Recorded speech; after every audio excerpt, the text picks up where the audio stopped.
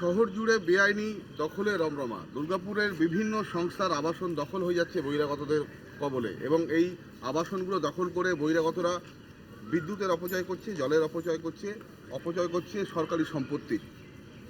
DPL সহ দুর্গাপুর ইস্পাত কারখানা, এই দুটি আবাসন এলাকায় প্রচুর ঘর বেদখল হয়ে গেছে এবং বাইরের অনেক বহিরাগত এই ঘরগুলো দখল করে বাস করছে।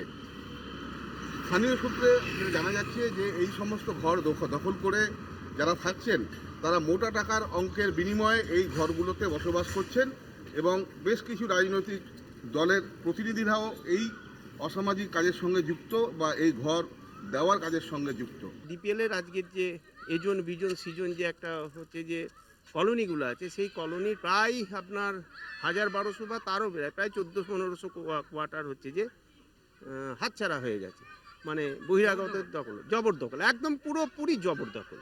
আমরা বহুবার আটকেছি, তাড়িয়েছি, আমরা কেস পর্যন্ত করেছি, পুলিশও হেরে যাচ্ছে, আমরাও হেরে যাচ্ছি।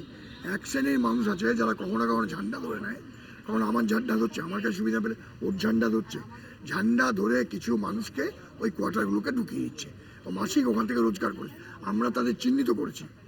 আমরা আপনাদের মাধ্যমে বলি, যারা অনৈতিকভাবে ঢুকেছেন, আজ নয় কাল, কাল নয় পরশু, তাদের কিন্তু উচ্ছেদ হতেই হবে, কারণ রাষ্ট্রশক্তির মতো বড় শক্তি কেউ নেই।